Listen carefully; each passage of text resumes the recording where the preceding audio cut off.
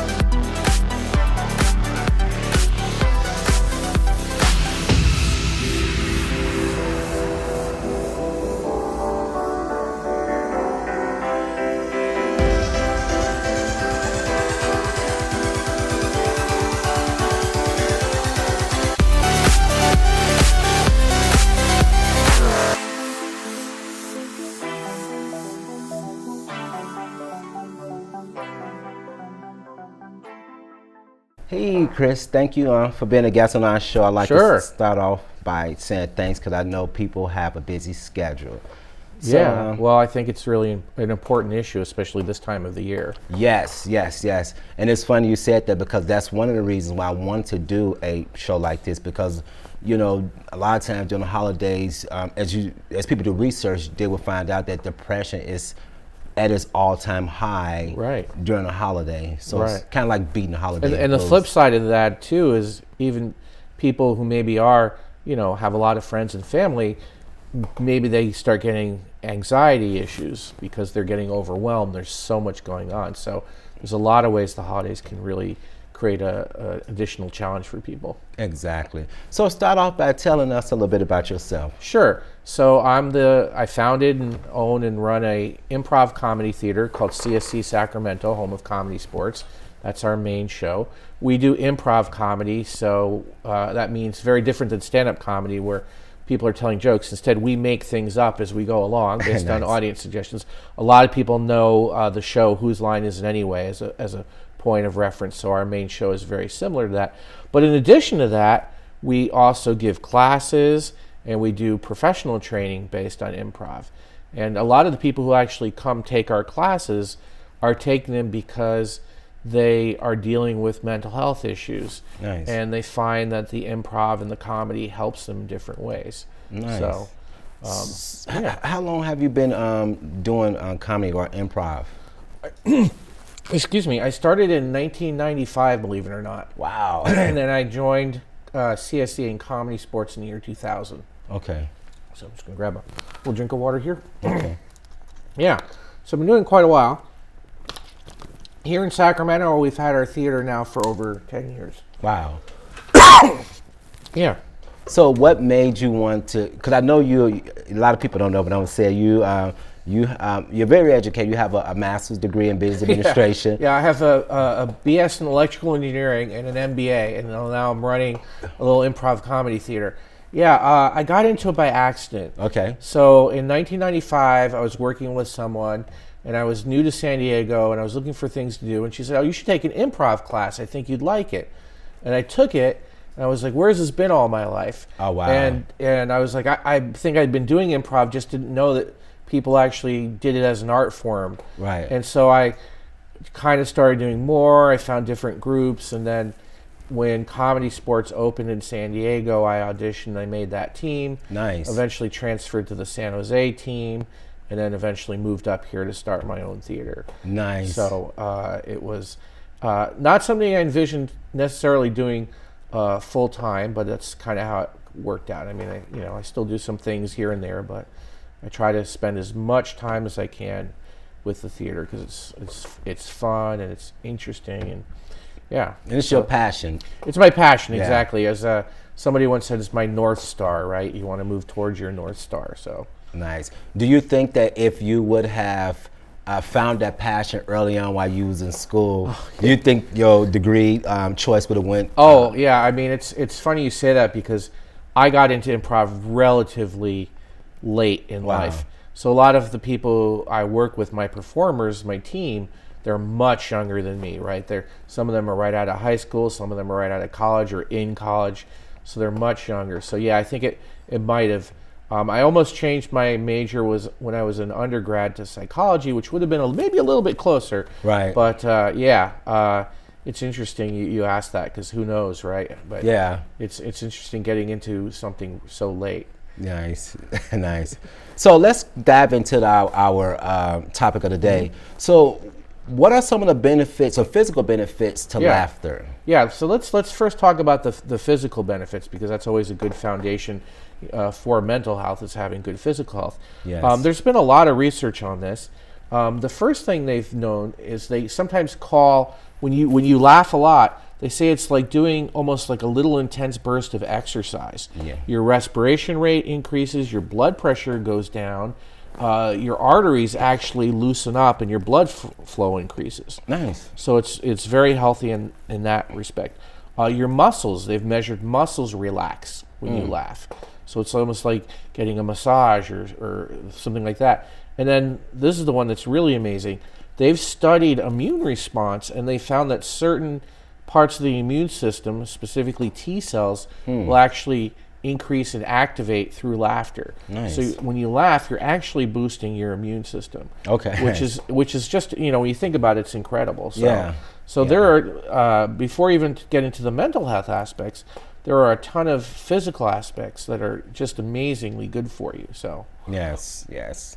So have you, I'm just curious because you kind of early on you said that you have hired people or worked with people who have had mental diagnoses. Yeah. Kind of tell me a little bit about your personal experience watching them as they dive into improv. How did you mentally see them benefit from that, so to speak? I think in one way it helps is when you do improv, you have to deal with things as you go along, and you have to be very present. Yeah. So when you're present, you might not necessarily get caught up in bad thoughts. Okay. Right. My own self about when I first moved to the Bay Area in the early 2000s, I was having some anxiety issues, and I would get what I called, and I guess the therapist called, catastrophic thought chains. Okay. I'd be worried, oh my God, this is going to happen, and this is going to happen, and when you're in the present doing improv, you're not going to do that because you're focused on what you're doing. Exactly. Another way it helps people, I've heard from some of my performers who've talked about this, is it puts things in a different light. Yeah. It shifts perspective, right? It kind of gives you permission to make fun of scary things. Yes. And help you and maybe make you feel, okay, this is going to be okay, and I can get through this. And so, I mean, I've had people on my team who've talked to me about the fact that they're bipolar, or that they have a lot of anxiety. I've heard a few people say improv literally saved my life, in their opinion. That's awesome. So I'm happy that it's helped them. And then I think just as a general resilience, because when you're doing improv, you never know what's going to happen. And so you become very resilient and able to handle situations that might come up. Yeah. And then another thing is improv helps you make connections because unlike, say, stand-up comedy, you're not doing it by yourself. Right. You're always working with teams and partners, and you learn to work with people. And I think people can carry that over into their lives and realize, okay, there are people there. I can make connections. I can get help. I can talk with people. So I think there's a lot of ways that it helps people in that regard. For me, this is a very, very important subject because I'm telling you, like, honestly and truthfully, until I reached out to you, I really wasn't aware of the connection. I really didn't know the benefits of how laughter or laughing will help people with mental health diagnoses. Yeah, it can also it can help with memory issues as well. There's a lot of research and experimentation going on working with people who have Alzheimer's and other memory issues using improv. One of the I heard a fascinating story in NPR.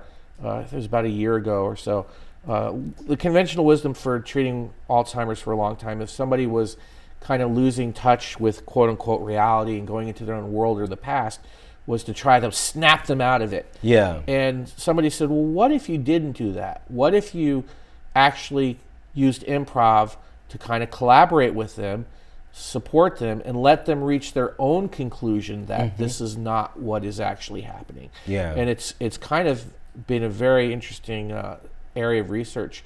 Another thing that some places are working on is working with people who are dealing with autism and other spectrum disorders. Yeah. Because improv kind of I've seen amazing changes. Like we have a high school league where we go and we teach high school students to do improv, and I've seen students who have challenges, spectrum challenges, and maybe when you talk to them in an everyday situation, they might have a little difficulty or something. But then when they do the improv, it's something else, and it's a magical. Yes. Like they come alive and they're free to create and express. Yeah. Because there's not the pressures of the real world, right? They don't have to get it right. Yes. Right? Exactly. Yeah. Exactly. I like what you said early on at how people can put the scary things out there in the opening. And when you really think about it, because there's so much stigma attached to mental health and other things, but when you put it out there, it's kind of like, you put it out there first, and you're also giving people a general perspective of what a person with mental health diagnosis can do, or how they can channel the negative thoughts of other people and turn into a good thing by making people laugh and feel good. That's so to true. speak. And the other thing is, some of the key features of improv is there's very little judgment, and we not only accept failure, we embrace failure. So it takes so much pressure off. There's this old saying in improv: if you're going to fail, fail big. Yeah. Which means if you go and try to do something in improv, and it's maybe not going to work out, embrace that and have fun with it. And explore, and nobody's judging, right? Everyone's saying, hey, be yourself, or you want to do this, go for it. And so in society, though, outside of improv, there's so many pressures, right? People are judging you. Right, exactly. People are telling you you've done something wrong, you've not done this, or you've failed. Or you're different. Right, and you're different. And in improv world, you can do anything. I like to say, when I teach my beginner students, I always like to say, like, the real world is like the size of like a ping pong ball. And an improv world is like the size of the building. And you can do things in improv world that you can't do in the real world. And you can have any emotional reaction you want to have, even if normally in the real world people would say that's weird or that's strange. You're doing improv, you can do that. You can do whatever you want. That's awesome. So, because it's been called play for adults too, improv. So, it's great. I kind of see the way you explained it early on, talked about how, unlike stand-up comedy, improv gives you a chance to connect with other people. And so for me, that's huge, especially with people who potentially may have a diagnosis, because it can connect them with their peers. You're not alone. You kind of get that help. And so to me, that's important for people who's in that arena, so to speak. Yeah, one of the reasons I hear a lot from students that they take improv is they have what we might call, for lack of a better word, social shyness. Yes. They don't feel comfortable in social situations. And when they get into the improv environment, and especially as they get to know their students, their fellow students, and they've seen everybody fail and be silly together, they get comfortable. And then being comfortable with those people allows them to maybe try being comfortable with people outside the improv environment. Awesome. So it's a safe way to learn to build those relationships and those connections, and then to take that comfort and outside. Because one of the first things I'll do with beginner students is I'll have everybody do something really silly and dumb together. So everybody looks silly, and we're like, okay, we've all been silly around each other. Nice. So now we can not worry about that, and we can have fun and learn and explore. So as you started to receive more students that wanted to get involved with improv, and like, did you see kind of like the benefits or how it was really helping them outside of them like telling you how it was helping them? Like, did you see them become less shy, become more outgoing, and things like that? Yeah, Okay. absolutely. I've definitely seen people from the first class to the last class, you might not recognize them, right? Because the first class, they're caught up in their head, and they're afraid. Like, you'll ask them, just say anything, and they'll be like, and you can almost hear the gears turning, and they're self-censoring themselves, and by the end of the class, they're just throwing stuff out there, not worrying, and much looser and happy and fearless. So definitely can see it. Yeah. What are some of the things that you guys do at Comedy Sports? Because I want to paint this picture just in case somebody see this program who may have a mental diagnosis or know someone that potentially may be interested. Like, just kind of walk us through like the steps and some of the things you guys do. Do you do any events outside of Comedy Sports in the community, or? Sometimes. We sometimes, because we do professional training. Okay. But sometimes we do pro bono work. Okay. Well, we'll go and do a workshop for a nonprofit group. Okay. Like, there was one several years ago. It was basically a group who worked with people who were dealing with abusive family situations. Okay. So we worked with them a little bit on ways that they might reach out to people and make them more comfortable. We've worked with a lot of teachers too. One group that hired us, funny, they hired us last year.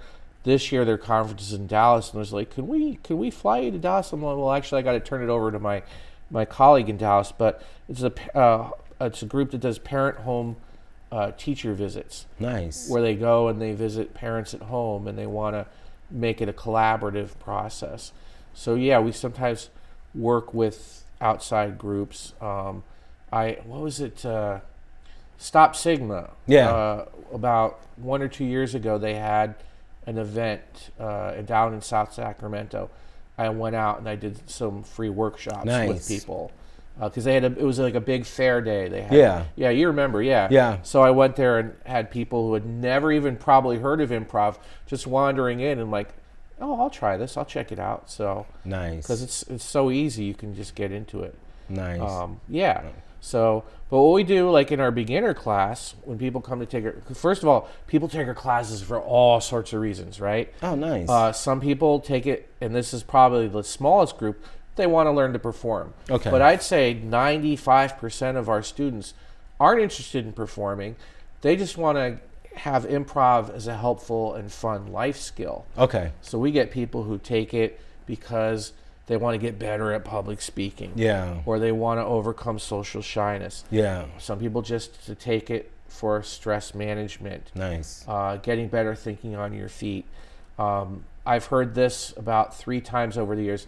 I just broke up with somebody and I want to go somewhere where I don't have to think about that for 2 hours. Wow. So nice. So we get all sorts of people. And then what we do in our class is a 6-week class, and we teach some of the core principles of improv, the sort of the main ideas that make it sort of work, the craft. Yeah. And then we kind of give an introduction to the main types of improv. So our main show, Comedy Sports, is one type of improv, but there's a lot of type of improv out there. So we kind of introduce the different types, because it would be like if we were giving a class in playing the guitar. We'd want to teach people how to play guitar, but then we'd want to introduce them to the different types of music you could do with a guitar, so they can decide what they enjoy.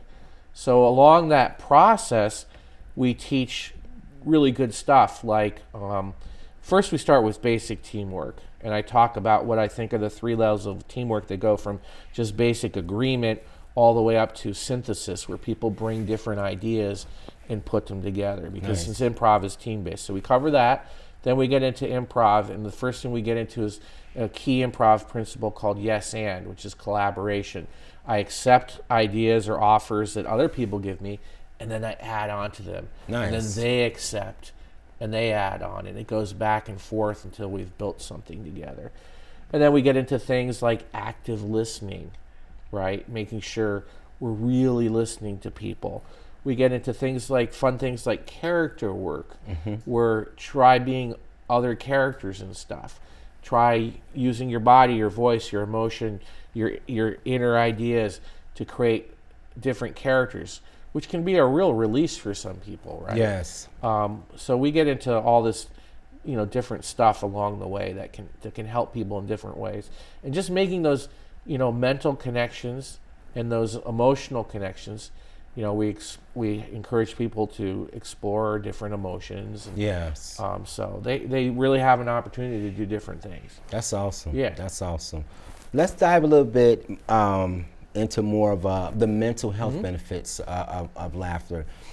And as I was doing my own research, I started thinking about several. I'll just give you a scenario. Right. I remember specifically one situation. I had a strong disagreement with somebody, and this particular person, after the disagreement was over with, they kind of just started acting silly and doing something funny. Right. And it inwardly, immediately, the anger left. Yeah. But me being stubborn, I grabbed the anger back, and I wanted to hold on to it because I still want to be upset. Right. But the person continued to act silly, and then it just caused me to just let it go and let go the issue and focus more on feeling better by laughing. Yes. Yeah. It allows you to shift perspective. Yes. Or how you're viewing the situation. Yeah.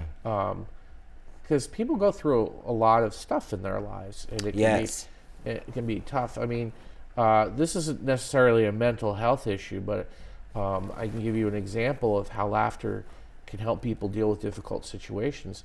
When I used to belong to Comedy Sports San Jose before I moved up here, and we were doing a show. We play a game called Day in the Life, where we ask somebody about a special day in their life, and then we recreate it in humorous ways. We exaggerate things and stuff, and usually we get things, things like we got a cow stuck in our garage or something silly. Well, this woman, she raised her hand, and we said, "What was the day you'd like us to do?" And she said, "I had to get a barium test to see if I had cancer." And we're like, "Oh boy." Yeah. And we're like, that's pretty serious. Do you really want us to recreate that and make it fun?" And she's like, "Absolutely, I do." Wow. So we did it, and she was laughing, and she told us afterwards she felt so much better. That's awesome. Right. Yeah. So laughter can, if it can help somebody in that situation shift their perspective, it can help in so many ways. I know for me, as a performer, some of my best shows have actually been on the heels of something terrible happening in my life. Yeah. Because then I go to do my show, and I'm so focused on the improv, and it's such a release. Yeah. And I don't even think about that thing. Yes. And then when I go back to it, it doesn't seem as bad. Exactly. Right? That's exactly right. It causes a sense of freedom. Yeah. Think about if you're like if a person is shy and they're just out in the public, and if you see something funny or hear something funny, your first train of thought is not to laugh. It's going to be to laugh, whether it's a giggle, whether it's a smirk. You're not thinking about that I'm shy or other people around. It just kind of boils up and comes out in its own way, which causes, in my opinion, a person to kind of free themselves in that area, in a sense. Well, also they found that laughter and smiles are contagious. Yes, if I agree people with that. laugh and people smile, other people will start smiling, and that can bond people together and help people make those social connections. So one of the things to say, if you're seeking more laughter in your life, is if you hear laughter, move towards it. Nice. Physically move towards the laughter. Nice. Because it will help. It'll connect you. Hey, what are you guys laughing about? Right? Yes. So, and then, so yeah. I know there are agencies or organizations that that actually promotes laughter as a form of therapy with mental health. Do you know any, or have you ever heard about that? Well, most of the ones I've heard about are And so CSC and Comedy Sports, we're not people think we're a franchise. We are organized, but we're kind of like a league. Yeah. And so there's 30 of us in different U.S. cities, and some of the cities have actually started special groups to help people with mental health issues. Nice. For example, I think it's our Quad Cities, which a lot of people in California have no idea where Quad Cities is, but that's a 4-city area between Iowa and Illinois. They have a thing they've been working on to help people with spectrum disorders. And I know like our Richmond, Virginia team, a lot of them have worked with people with memory challenges. So you're seeing more and more, and you're seeing more and more new groups and nonprofits springing up just to look at comedy and improv to help people with mental challenges. And then you see other things like there's something out there now called laughter yoga, which tries to combine yoga and laughter together. I know in India they have just laughter classes where they have people go and kind of learn how to laugh, because sometimes, we're kind of lucky in the U.S., right? We're a very laughter-rich culture. That's not necessarily true in other countries, right? So I always get excited when I hear about improv and comedy being started in countries that you would maybe not even think about, right? Yeah. Like we got once a group that was trying to explore the possibility of opening a Comedy Sports in Afghanistan. Oh, wow. Now, it didn't happen, but still, the fact that there were a group of people there who are trying. I should mention there's a fantastic organization called the Applied Improvisation Network who look at improv specifically for non-performance applications, including mental health. Yeah. And so they meet.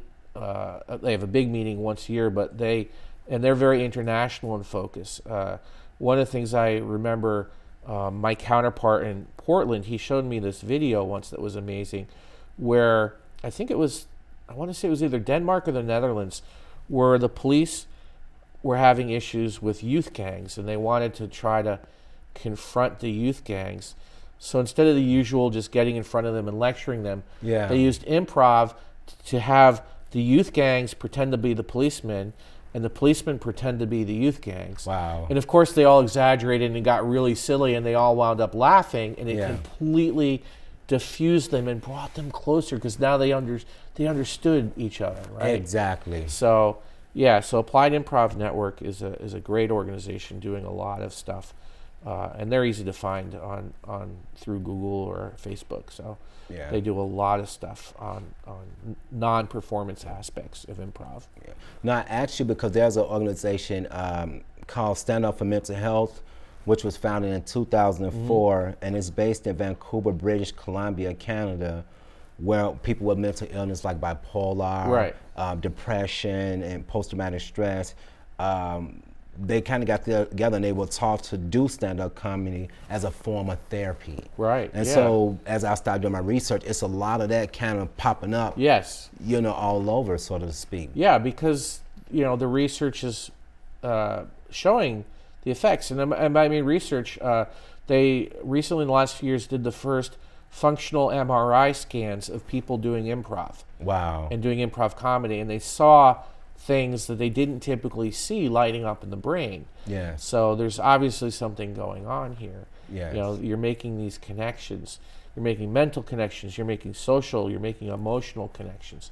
So it's just very rich. Yes. So I think we're going to see more and more groups popping up, and we're always open to if anybody out there works for a nonprofit or a group based on mental health, and you're looking for some free help with improv workshop, contact us. Contact me. I always to go out and help groups. If you're a big company or something and we're do a workshop for training, we're going to charge you. Yes, but of if course. you're out here, if you're helping people with mental health issues, we'll do it. We'll come out and help you. Because for us too, it's not only are we helping people, which makes it feel good, but for us it's fun. That's awesome. It's fun, right? We enjoy it. So that's awesome. Yeah. That's awesome. So how can people add more laughter to their lives? That's a great question because we want them to. Yeah. So first, I talked about the idea of moving towards the laughter, right? If you hear laughter, move towards it, embrace it. But it can sometimes be as simple as asking yourself, well, who do I know who makes me laugh? And who Yeah. do I think is funny and fun? Yeah. Go hang out, spend more time with those people. Exactly. Right? Yeah. And certainly in today's day and age, there is more than enough media out there that you can consume, right? I mean, Yeah.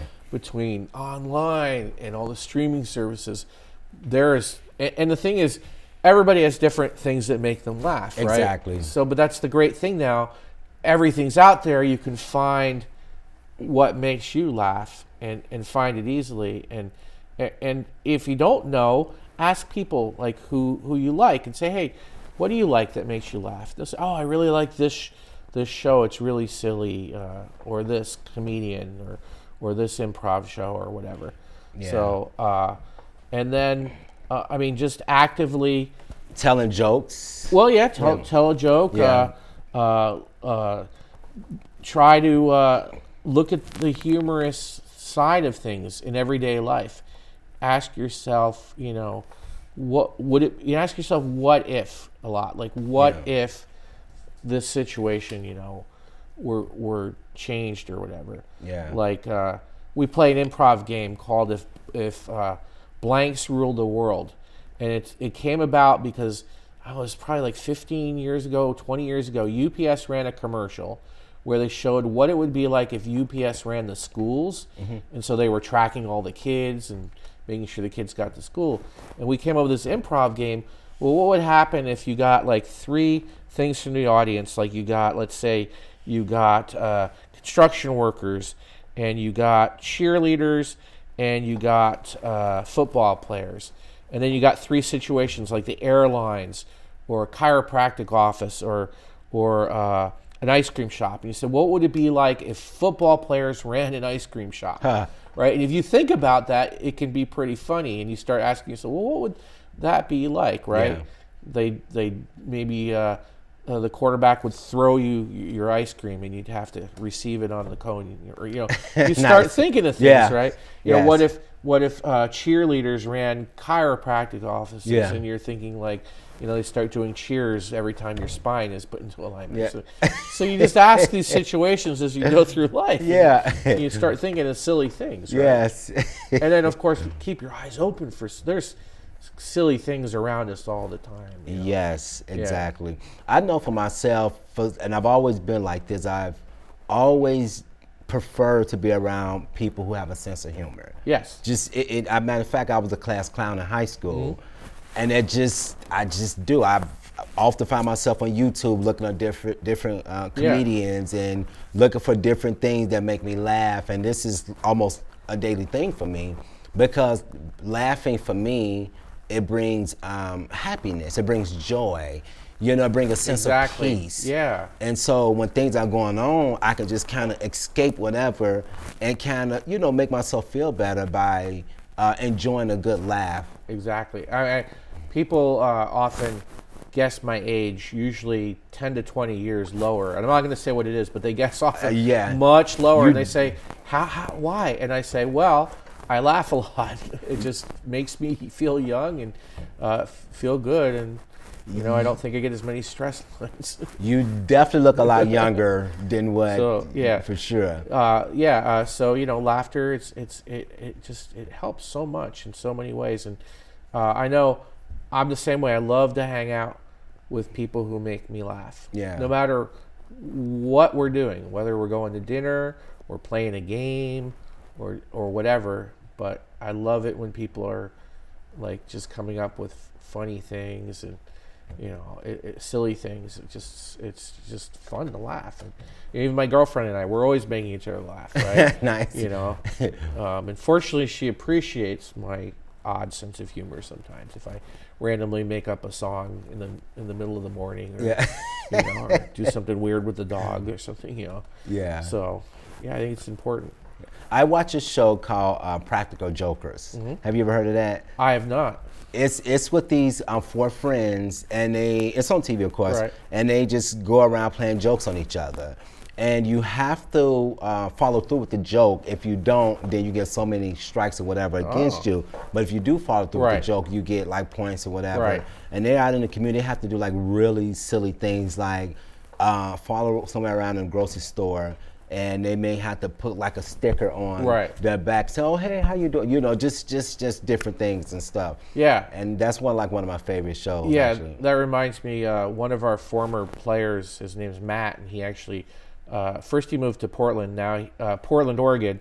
Then he moved to Portland, Maine, where he just opened his own Comedy Sports. Nice. But every year he would actually organize a big video scavenger hunt for our performers.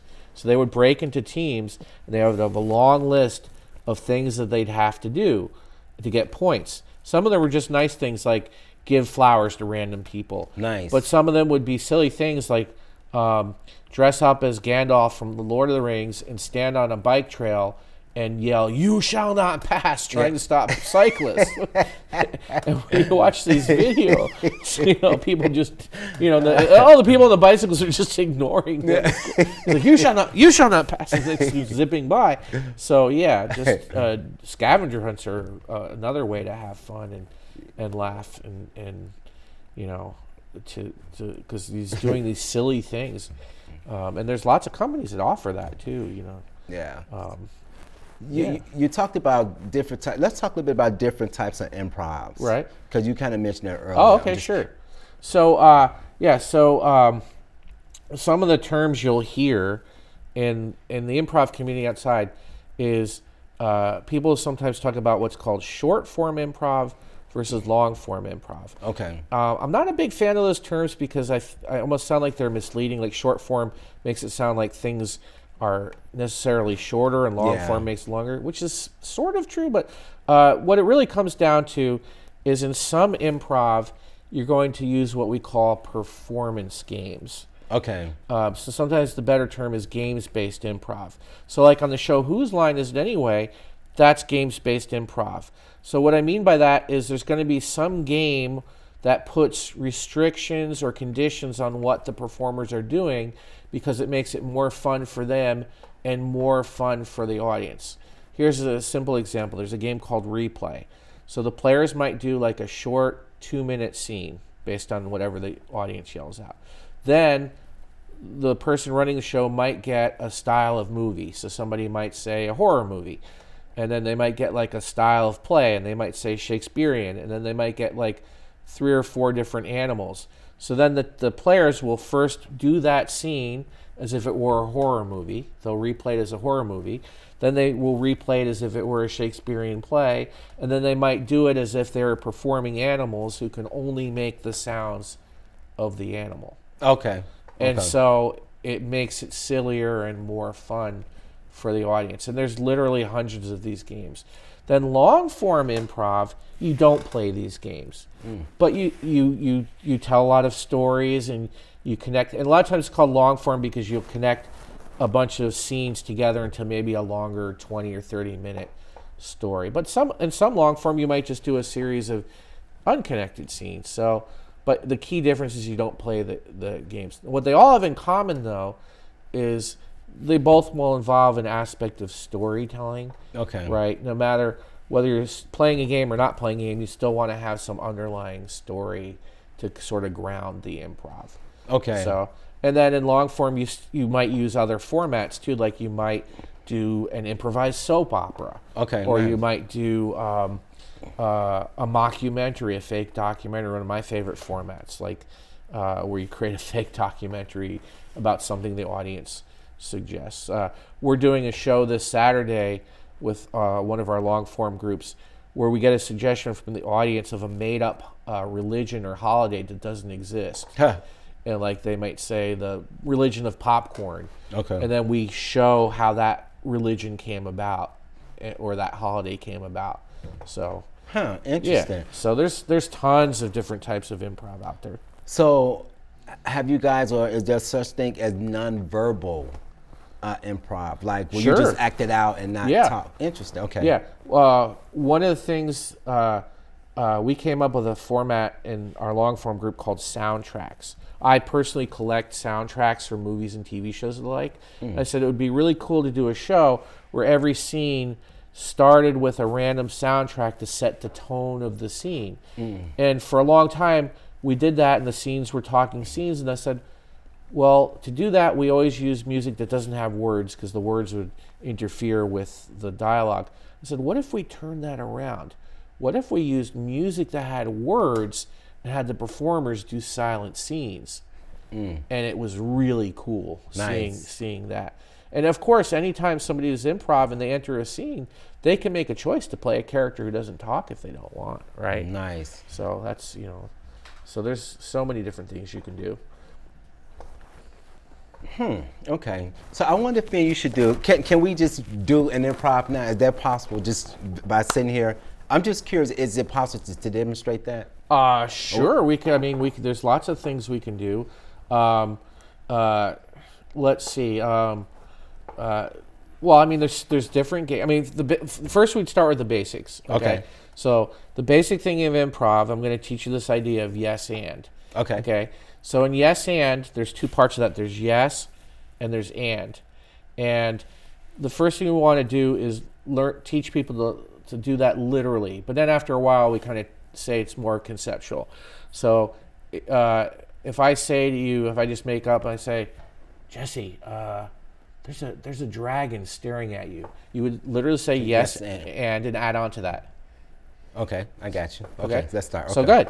Jesse, don't be alarmed, but that dragon is staring at you. Okay, yes, and I see him. He got red eyes. Yes, and he's holding a sign saying Jesse owes me 50 gold pieces. Yes, and it's true, but I was going to pay him tomorrow. Yes, and I'll distract him with a sheep, and you run out the back. Yes, and good idea. So there you go. Okay, I got that. That's how you kind of create a basic little scene, and then you might layer games on top of it. For example, there's a game called A-B Scene, where each consecutive line, so don't worry about saying yes and now, but each consecutive line has to start with the next letter of the alphabet. Oh, wow. Yeah, that's definitely the next level. Yeah. Right? So if we did that, let's say I started with, I just said, hey, my friend is throwing a beach party and I think we should go. Now your line would have to start with the letter I. Okay, give me some insight. Just know one thing about my friend. She doesn't like when people look her in the eye. So now you'd have to start with K. Okay, is your friend named Katie? No, you have to start the sentence with K. Oh, okay. So the first word would have to be K. Katie, is she really like that? Let me tell you, she once punched a guy who looked her in the eye.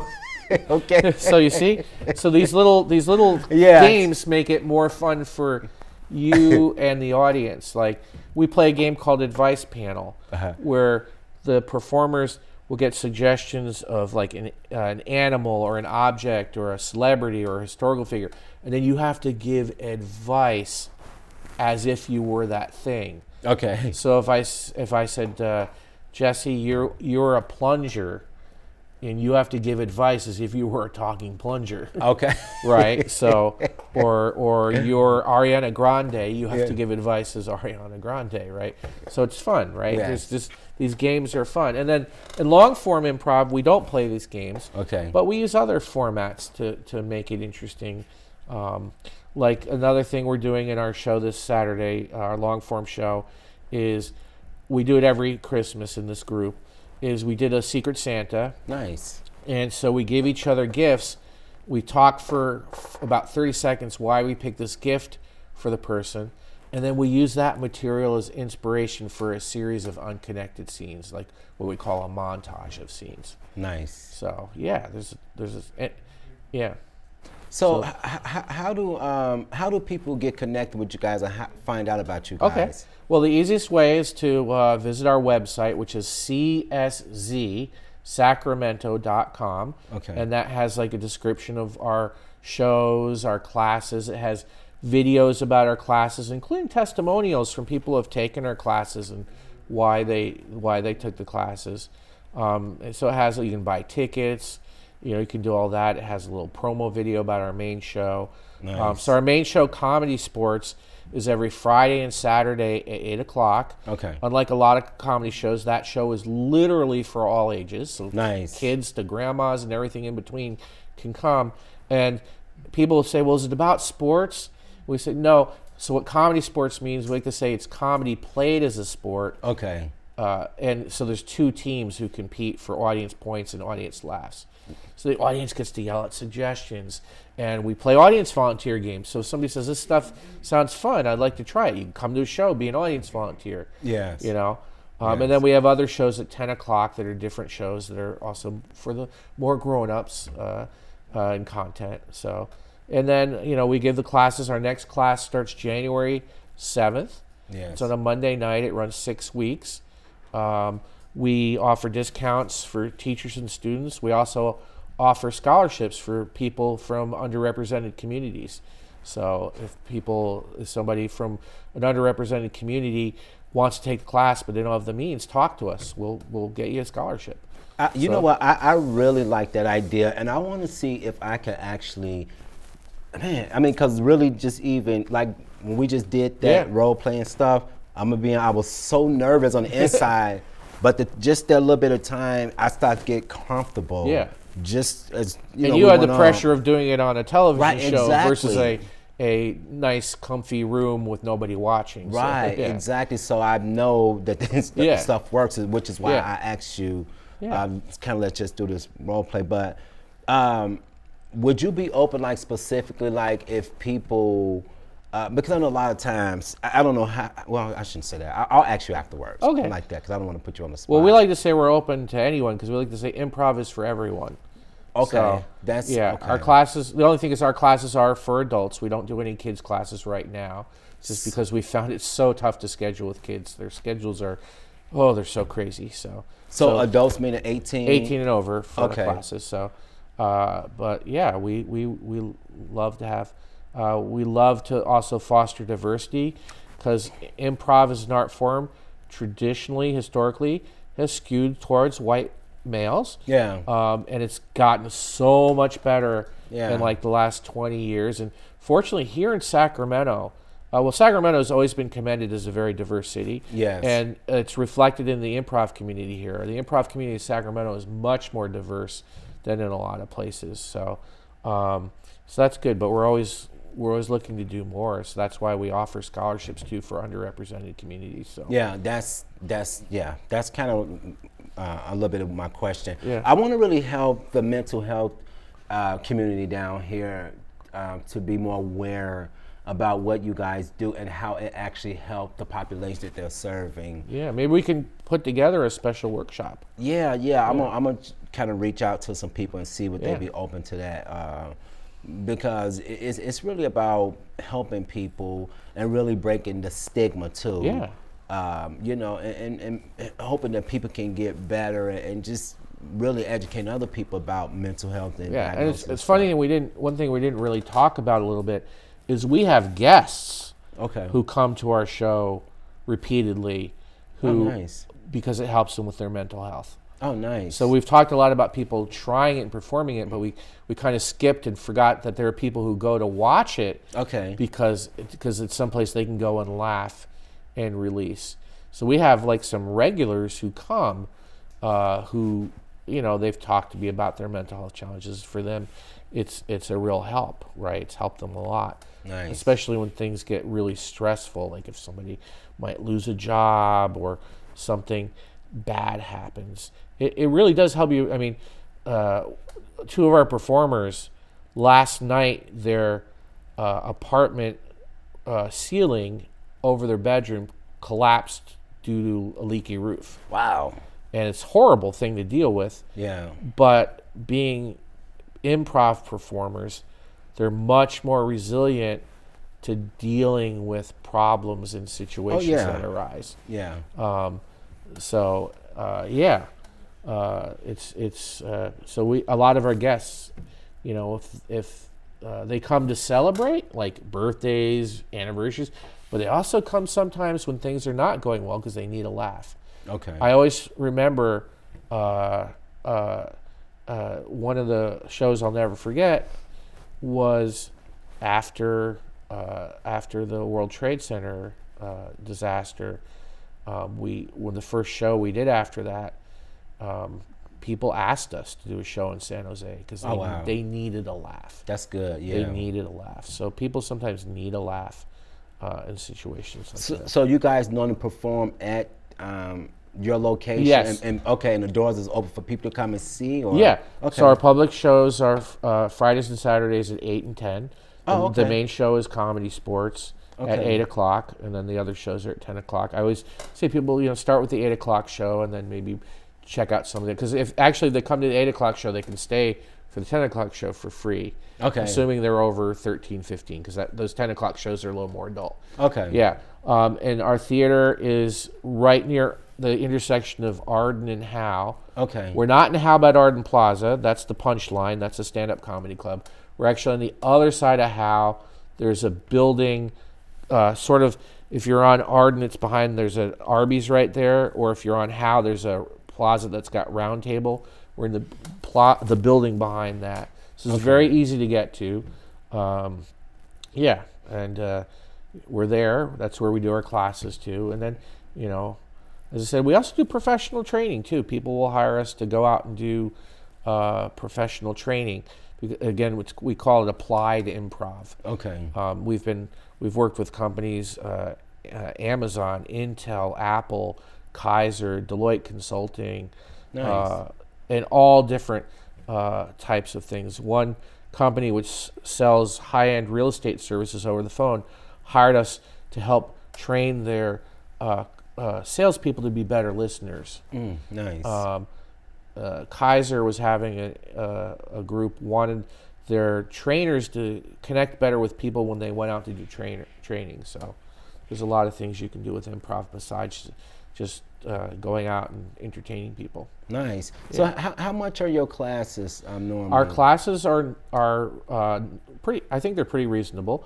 They're $120 for the 6-week class, or $80 if you're a teacher or a student. Okay, nice. So, yeah, nice. And sometimes we run some discounts. Like we just ran. Everybody runs their Black Friday, Cyber Monday. We actually offered a bunch for half price, but those got snatched up pretty quick. Nice.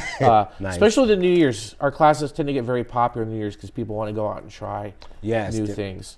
So do you guys normally do like a New Year Eve shows or things like that? We don't really do a New Year's Eve show because there's so many other things going on. And plus it's nice to give our performers a break too. We typically take that night off. Unless it falls on a Friday or Saturday, then we might do it. Okay. What about, how much does it cost to come and see you guys shows? Oh yeah, our tickets are at the door are $14 for adults, That's really $12 good. for student, senior, and military, and then if you actually buy online in advance, you can save $2. Okay. We have a frequent fan program because it's an improv. Every time you come back, it's different.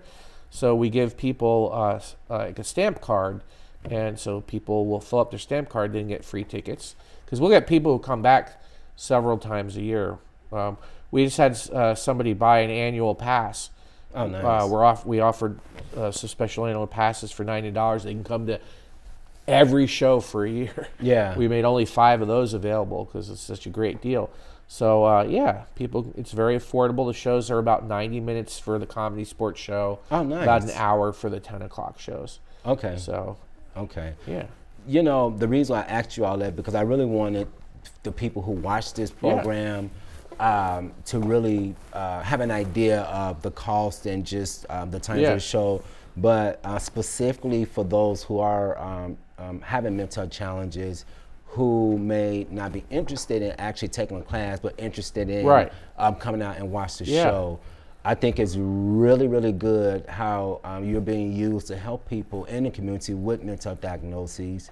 And I really do hope that things continue to prosper for you in that area, because I mean, it's a long journey we have ahead to break the stigma. Right. And to me, this is a very unique way of educating and helping the mental health community. Yeah. Well, one step we took last year, it's still taking a little bit of work though, is we're trying to convert actually our theater to a nonprofit. Okay. Nice. And by doing that, it would allow us to maybe go after some grants that would allow us to go and do more things for the community for free. So, okay. Yeah. Well, we've run out of time. All right. And that's it for today's edition of Mental Health Matters. If you enjoyed this particular show, if you would like a DVD copy of this particular show, or if you would like to be a guest on our show, please dial 916-366-4600. Thank you.